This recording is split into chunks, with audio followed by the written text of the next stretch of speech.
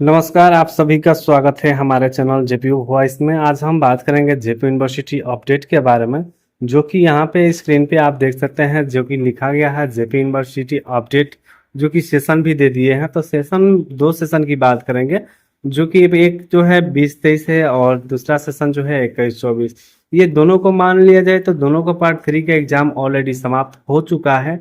और यहाँ पे अगर लिया जाए तो 20-23 काफी दिन से जो है ये लंबित चल रहा था, जिसका भी पार्ट 3 का एग्जाम खत्म हो चुका है। और 21-24 का हाल फिलहाल में जो है पार्ट 3 का एग्जाम जो है खत्म हुआ है।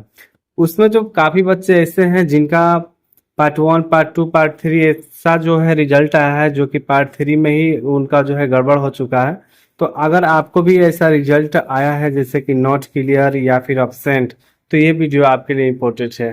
तो जिनका भी नॉट क्लियर है या फिर अब्सेंट है, तो वो वीडियो जो है उनके लिए इम्पोर्टेंट है। और इसको जो है आप लोग कैसे सुधार करा सकते हैं, तो ये भी सुधार होगा, बिल्कुल सुधार होगा, क्योंकि आपका मेहनत जो किए हुए हैं पार्ट 1 में हुआ या फिर पार्ट 2 में हुआ या फिर पार्ट 3 में हुआ।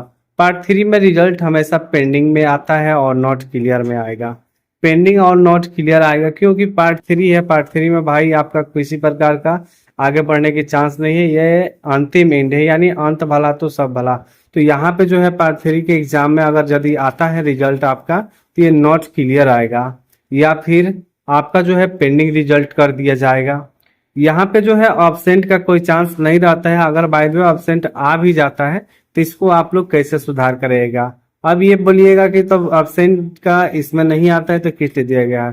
तो यहाँ पे देखिएगा तो पार्ट 1 है, पार्ट 2 है और पार्ट 3 है। तो सबसे पहले मैं अगर बात करूँ पार्ट 1 की, तो पार्ट 1 में यदि आपका नॉट क्लियर आता है तो आप तुरंत उसे सुधार करा के जो है एग्जाम अगर आप फिर से आप दे भी सकते हैं और सुधार हो सकता है तो करा भी सकते हैं। लेकिन जिन स्टूडेंट का यदि एब्सेंट दे दिया है पार्ट 1 में, उन्हें कैसे सुधार कराना है और सबसे आसानी से सुधार कराना है, तो चाहे पार्ट 1 हो या फिर पार्ट 2 हो, बिल्कुल सेम तरीके से सुधार होगा। अगर पार्ट 3 में भी बाय द वे आपका आ जाता है तो भी आपको सेम प्रोसेस करके सुधार कराना होगा।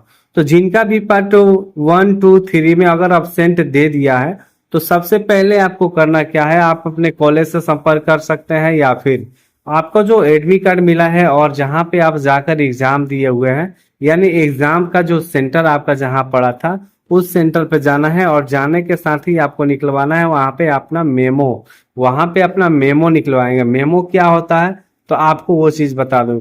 मेमो होता है जो कि आप जिस दिन परीक्षा देने जाते हैं, जिस कॉपी पे सिग्नेचर वगैरह करते हैं, वो कॉपी नंबर अपना चाहते हैं, वो होता है मेमो डॉक्यूमेंट। मेमो डॉक्यूमेंट में आपको बताया जाता है कि आप प्रेजेंट थे, और उसी का एक जो है फोटोकॉपी आपको कराना होता है। एक फोटोकॉपी आप करा लीजिएगा या दो, फिर कराइए, जैसे भी कराइए। हालांकि मैं यही कहूंगा कि जब भी आप मेमो कॉपी ले लेते हैं और उसको जीरोक्स कराने जाते हैं, तो वहां पे 1-2 पेज अधिक ही करा लीजिए, क्योंकि उसमें जो होता है ना, एक बार लेटर अगर दे देते हैं, अगर 100% अगर सुधार करने वाला व्यक्ति होता है तो तुरंत ही सुधार कर देता है। अगर नहीं भी सुधार करता है तो आपको बारी बारी जाकर जो है बार बार आप मेमो मांगिएगा, तो वहां के स्टाफ भी आप पे गुस्सा कर सकते हैं। तो इसलिए 2-3 आप कॉपी करा लीजिए, ताकि आपके भविष्य में भी काम आएगा। जब मेमो का आप कॉपी ले लीजिए तो तुरंत जो है अपना एडमिट कार्ड वगैरह सब कुछ ले करके उसमें डॉक्यूमेंट को संलग्न कर दीजिए और एक लेटर आप टाइप कर दीजिए कि आप वहां पे प्रेजेंट थे, आपको मेमो जो है वहां पे दिखा देना है। तो जैसे ही आपका ये डॉक्यूमेंट चला जाता है, व्यक्ति जो चेक करता है, तो वो व्यक्ति देखेगा कि बच्चा जो है इस दिन प्रेजेंट था, तो वहां पे जो रिजल्ट आपका यहाँ पे अब्सेंट दिख रहा था, उस रिजल्ट को जो है अपडेट कर दिया जाएगा। तो अब्सेंट के जगह पे आप जो है पास हो जाइएगा, यानी प्रेजेंट हो जाइएगा। प्रेजेंट हो जाएगा तो आपका रिजल्ट ऐसे पास हो जाएगा। यदि आपका नॉट क्लियर दिखा रहा है, तो नॉट क्लियर दिखा रहा है तो इसको जो बता दो, ये जो है फाइनली जो है आपको री एग्जाम देना पड़ सकता है। री एग्जाम इसलिए देना पड़ सकता है क्योंकि इसमें आपका नॉट क्लियर दिखा रहा है। या फिर अगर आप सुधार भी कराना चाहे तो सुधार करा सकते हैं। यदि अगर कॉलेज में, यूनिवर्सिटी में इसका सुधार हो रहा है तो तुरंत सुधार करा लीजिएगा, तो आपका भी रिजल्ट बन जाएगा और 1 साल भी आपका बच जाएगा। तो इस प्रकार जो है, चाहे 20-23 के बच्चे हों या फिर 21-24 के बच्चे हों, क्योंकि 20-23 में जितने पार्ट 3 के स्टूडेंट फेल हुए थे, वो 21-24 के साथ एग्जाम दिए हुए हैं।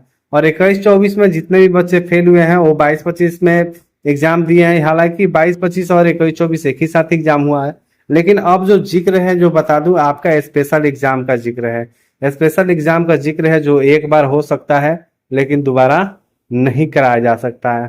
तो एक बार जो स्पेशल एग्जाम होगा इसे आप फाइनली जो है एग्जाम दीजिएगा लो और अच्छे से तैयारी करके एग्जाम दीजिएगा लो, ताकि आप सभी का नंबर जुट सके, आप सभी का रिजल्ट जो है अच्छे से बन सके। और रिजल्ट जैसे अच्छा से बनेगा वैसे ही बेटर रहेगा, क्योंकि इसमें आप लोग जेपी यूनिवर्सिटी में काफी समय बर्बाद कर चुके हैं। तो इसलिए आप ये गलती दोबारा ना करें और अच्छे से तैयारी करके पार्ट 3 का स्पेशल एग्जाम दीजिए।